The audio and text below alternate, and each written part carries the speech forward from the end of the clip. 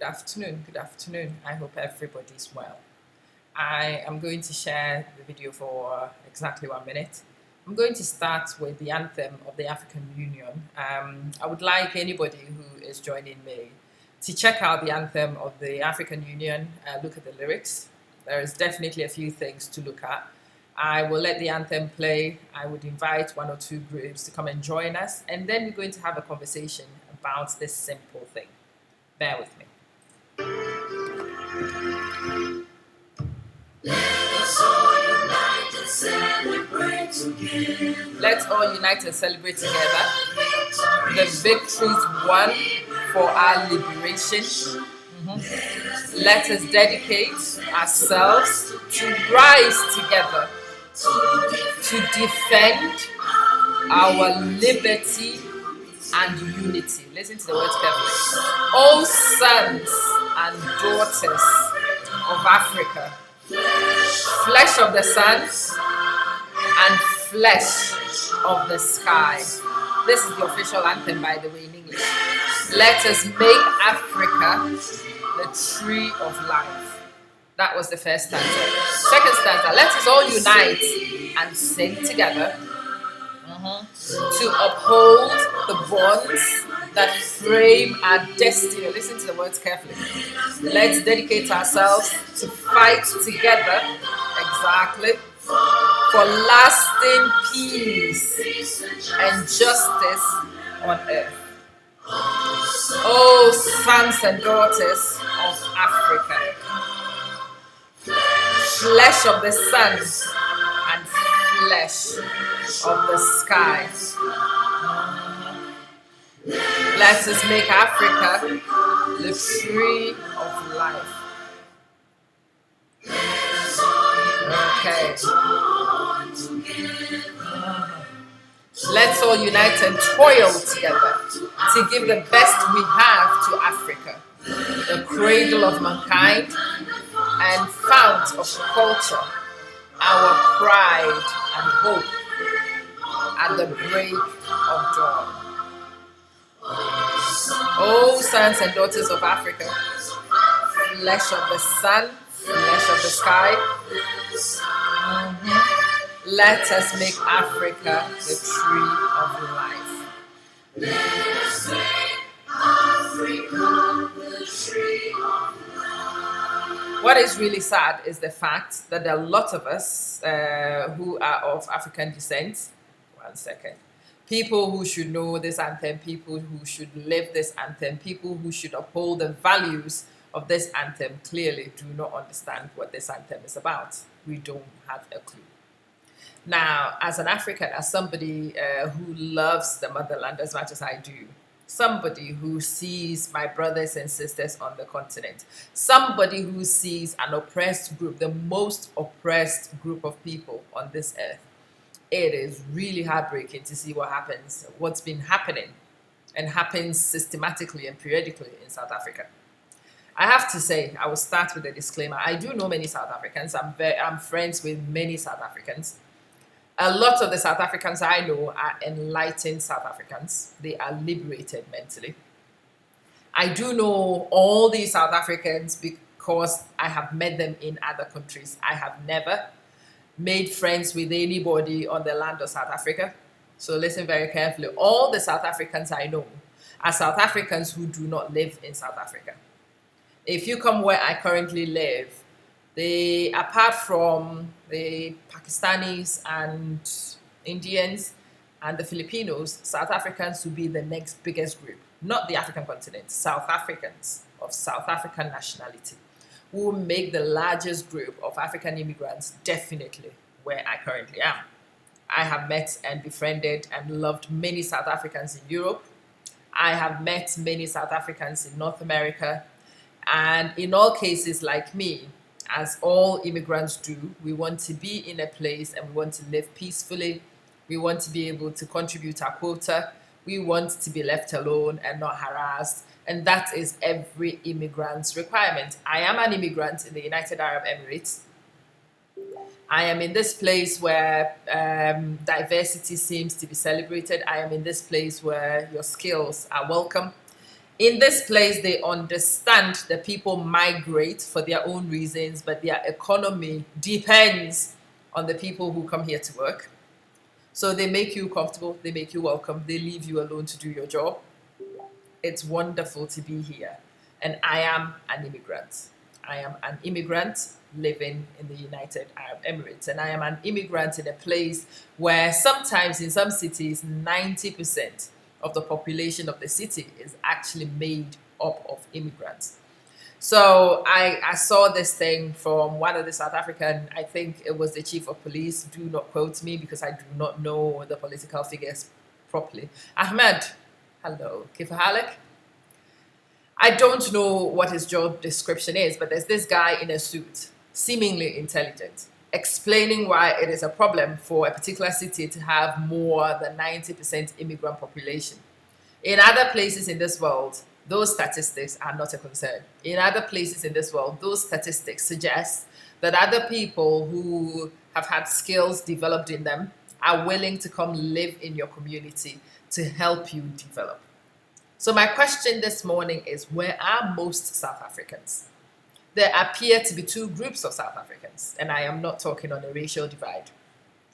There happens to be the educated, enlightened South African, and there is the other compatriot who is not of the same description. The South Africans who are liberated, who are educated, the South Africans who understand how the world works, mostly have left South Africa in search of greener pastures, like most immigrants. Good morning, Anekia. Good morning. Like most people who leave their countries, we go seeking greener pastures, we go looking for greater opportunities. We want to go to a place and hustle and not have people who know us from childhood watch our hustle and gossip about our hustle. And that's the reason why people do travel, leave where they are familiar and go places in search of greener pastures.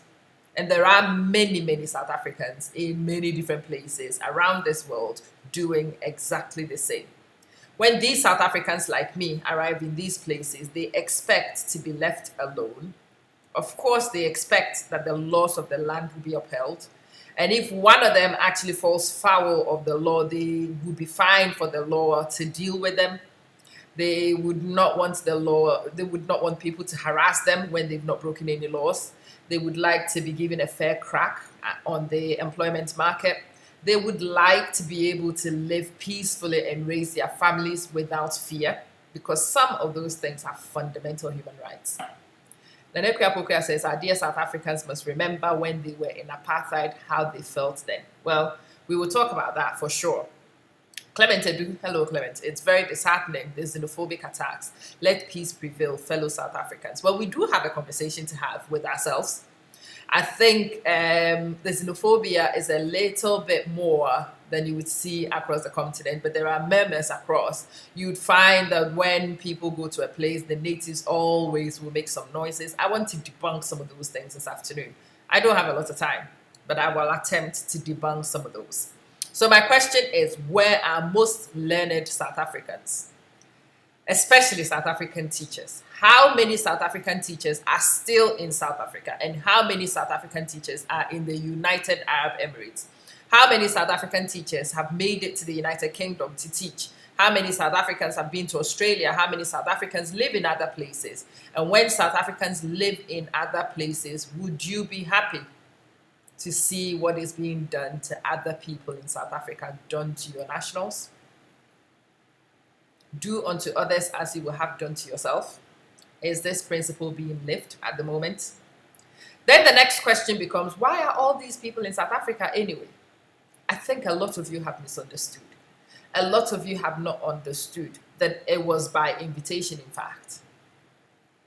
When you wanted to reconstruct, the invitation was extended to a lot of the other African countries to come work and help you build. It was by invitation, especially to the professions. Certainly to the doctors and to the teachers, because I know many Ghanaian teachers and many Ghanaian doctors came to South Africa on invitation. Just as I am a teacher and I am here on invitation. They had a need. They found I had a skill. They wanted me to come contribute. I answered the call. And when I do answer the call, I expect to be left alone in peace. to live peaceably amongst the people who are here, to exist and to live my life without fear every second. That is what an immigrant demands. But the question is, why is it that South Africans expect that your teachers in other places will be left in peace to work? That your professionals in other countries would be left alone to build a life, but you will not allow other people the same courtesy in your land? Why are people in South Africa is a question a lot of South Africans need to sit down and ask yourselves. Who invited them in the first place? And if you are withdrawing the invitation, have you actually notified them? I'm asking. So somebody sent me this ridiculous video of a guy saying that immigrants are taking South African jobs. Really? Do the people looting those shops look like they might be able to fill your hospitals? Do the people who loot look like they might be able to educate the children? Do these people look like they can take up the CEO positions of the very companies you claim other people have taken from you? Do these people look competent enough to fill these gaps and to uphold your economy when everybody else goes? Have we thought about that? Have you thought about that? The question actually is funny because it appears that in some African places, well, not just in African places, right now in the US, that definition applies. But a lot of people think that the word immigrant is synonymous to being black, being African. An immigrant is anybody who's left where they originally come from and gone elsewhere. That's an immigrant. They've moved from one place to another place. Being an immigrant has nothing to do with skin color. Being an immigrant has nothing to do with other demographics, except the fact that you were not originally of this area and you have currently moved to this area. That is an immigrant. So I'm asking South Africans, are you asking all immigrants to go, or are you asking other African migrants to leave? Because I haven't seen any effort to get rid of any other people except the black migrants. We are taking your jobs. That's very interesting, incredibly interesting. The people who do own land in South Africa are not Ghanaians, they are not Nigerians. The ones who are in the hospitals would be of these people's description.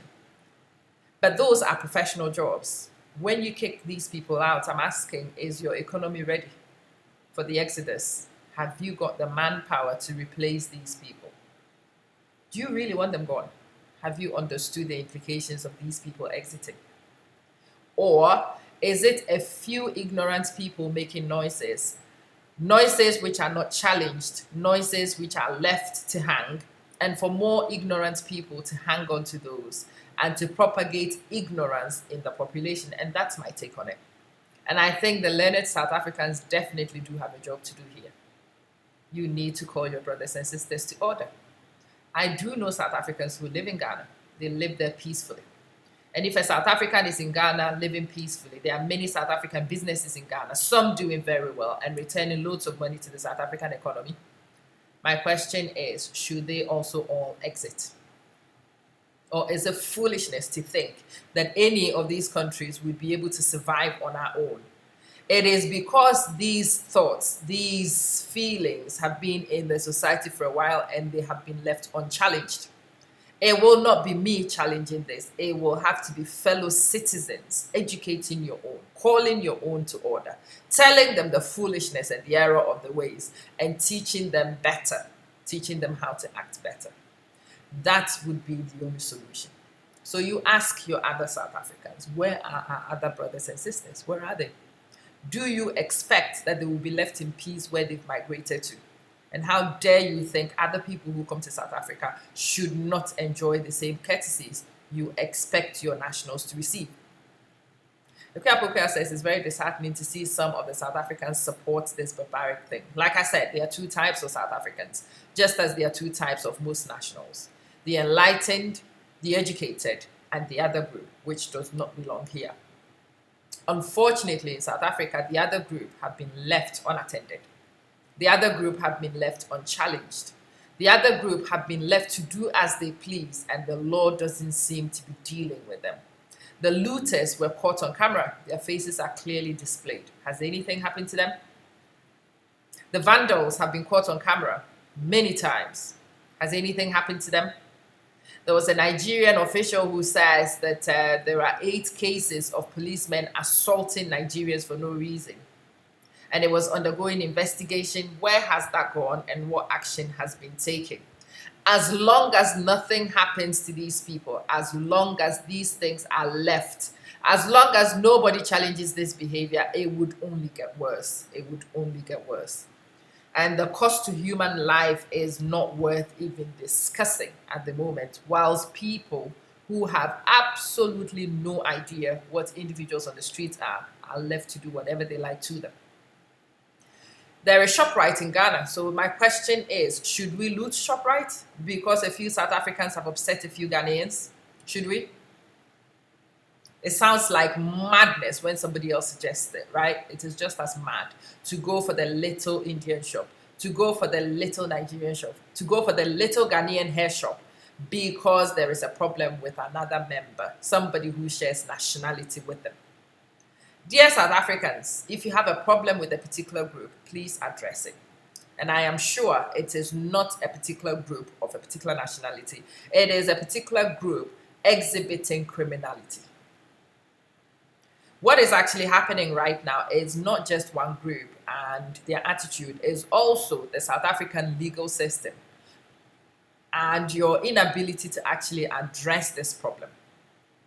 Your inability to actually tackle this problem head on and to fix it once and for all.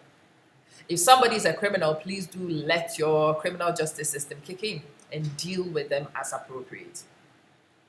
That should not excuse assault on unlucky people, people who haven't done anything wrong, people who just happen to share a nationality with another person. So there was a South African who put a video out yesterday, and she was asking, dear looters of South African descent, are you ready to take up those doctor positions in the hospitals? Can you take them?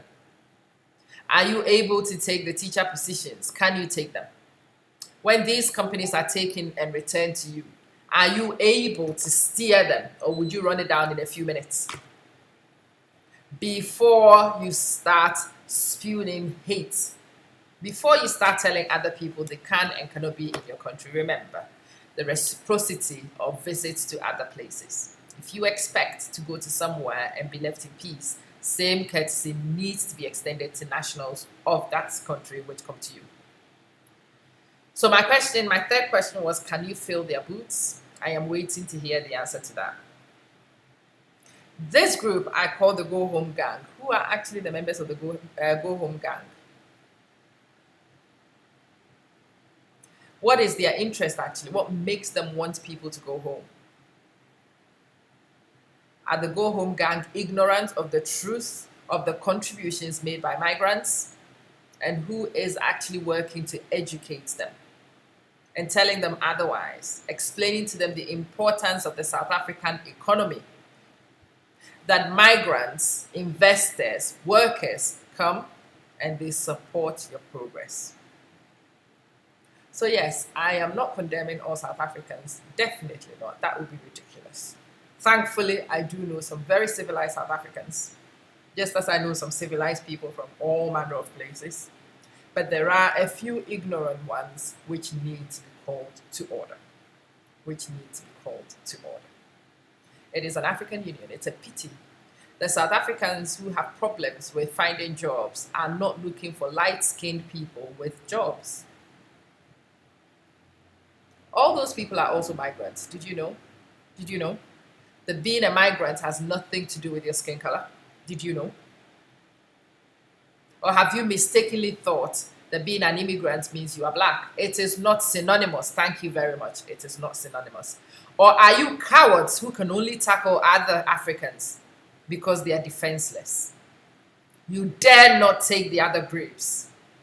You dare not go for your old masters, do you? The only people you can challenge and make noise about are the other West Africans in particular, Nigerians especially. But at the moment, it's not just them.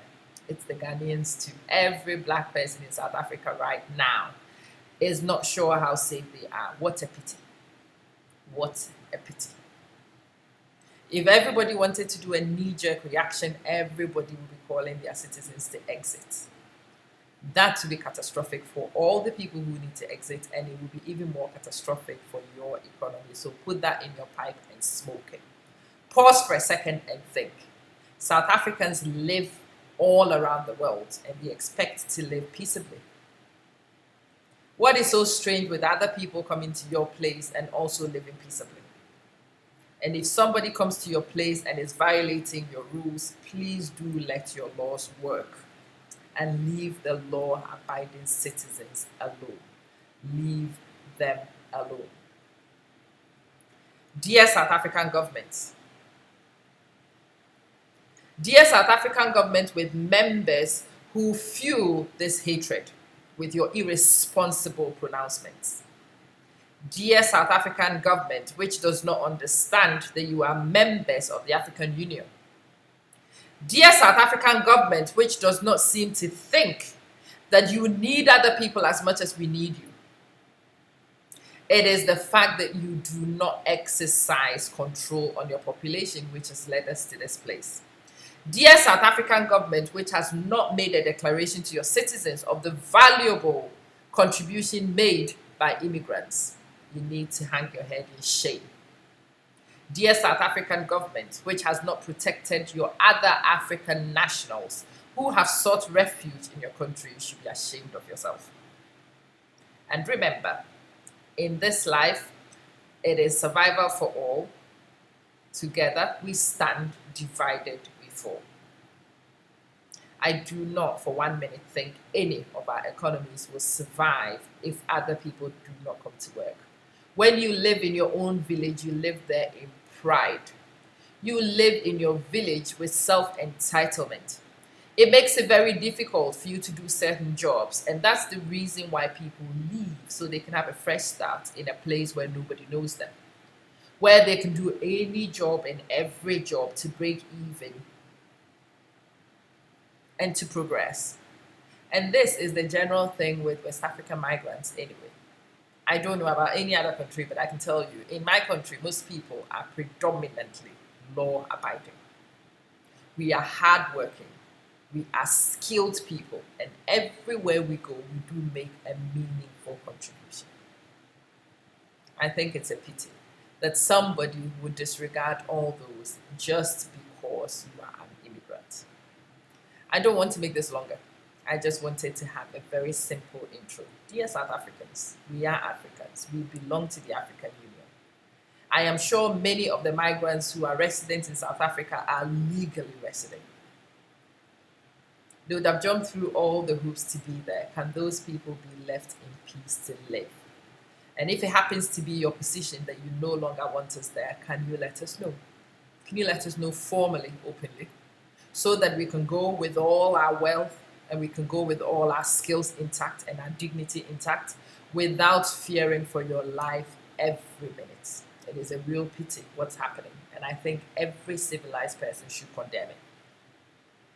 Every civilized person should condemn it. After condemnation should come decisive action to fix it and to prevent it from recurring.